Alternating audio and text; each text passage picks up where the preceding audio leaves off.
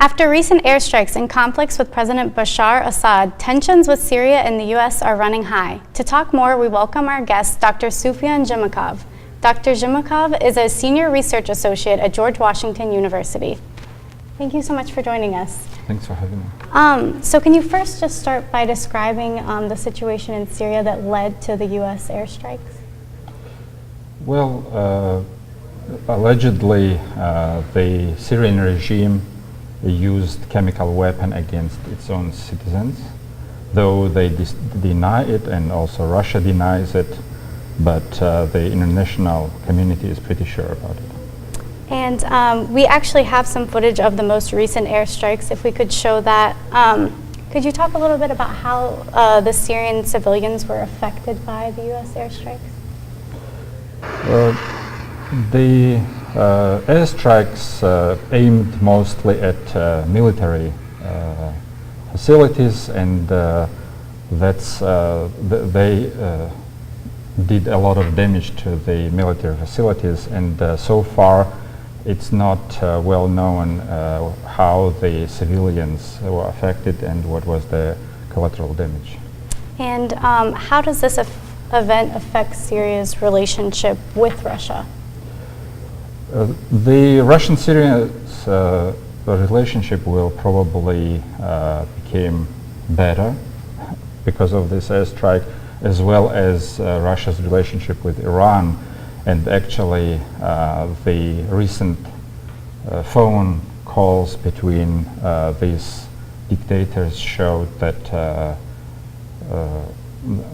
they become more closer under the international pressure. And how do you think the strengthened relationship between Russia and Syria will impact the U.S.? The international community and the United States evaluates that Russia plays a crucial role in resolving the situation in Syria, and the more Russia is involved, the closer the ties between President Putin and President Assad. The U.S. will need the help of Russia the more. And what are the political implications of President Trump's decision to carry out the airstrike? If we talk about Russia, there are two kinds of political implications. First is domestic one, because this is the year where the Russian presidential campaign will start, and there were unrests in Russia in 89 cities. After that, there was a terrorist attack in St. Petersburg while Putin was there. So this airstrike in Syria was actually beneficial for Putin because it took the attention of Russian citizens away from the domestic problems. On international level for Russia, it is important that Russia is recognized as one of major powers involved in resolving the major conflict in Middle East. As for the United States, we see that the ties between Great Britain and United States got better because Boris Johnson, the Minister of Foreign Affairs of the UK, and Tillerson coordinated their moves toward Russia, and so far we see that everybody's benefiting from this. And what is next? What should the U.S. be expecting?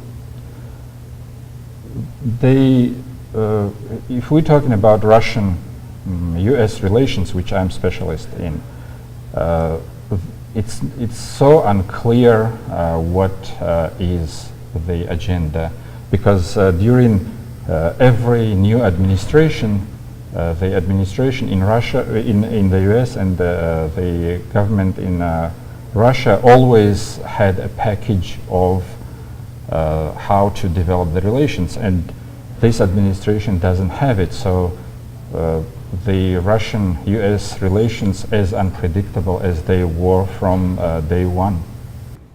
Thank you for talking with us, Dr. Jamakhov.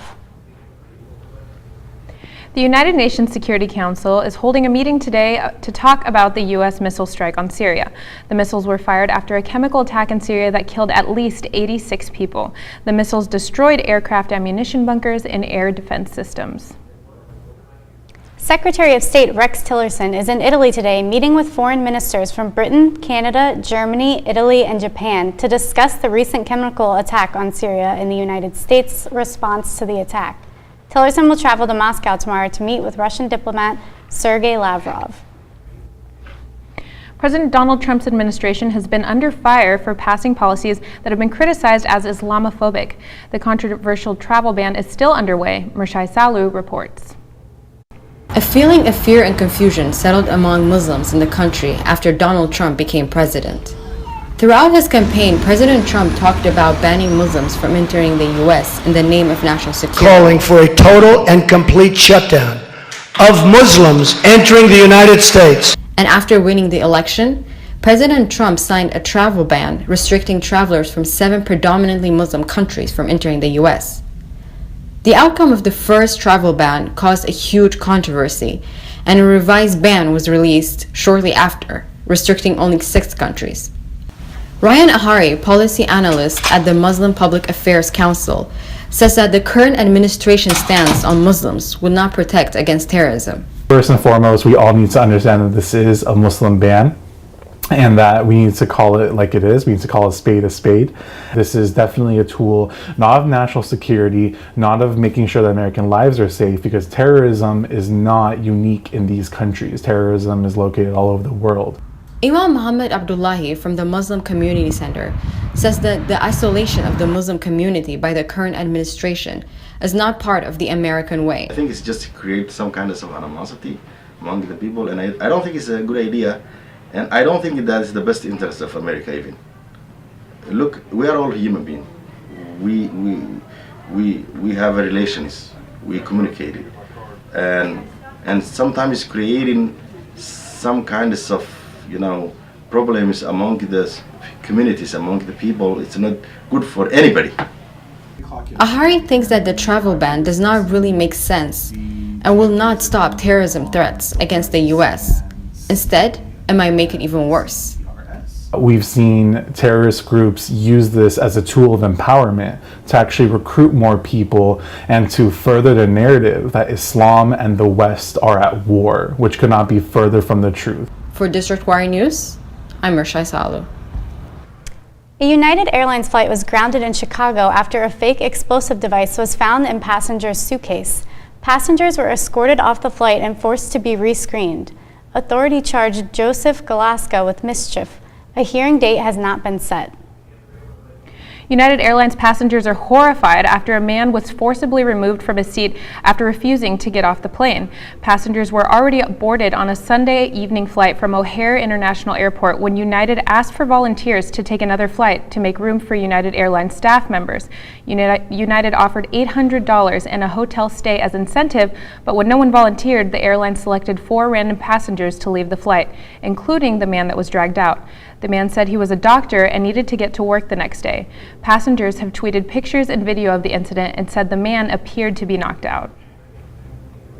For more news updates, go to districtwirenews.com. I'm Jordan Cannell. And I'm Natalie Hutchison. Thanks for watching.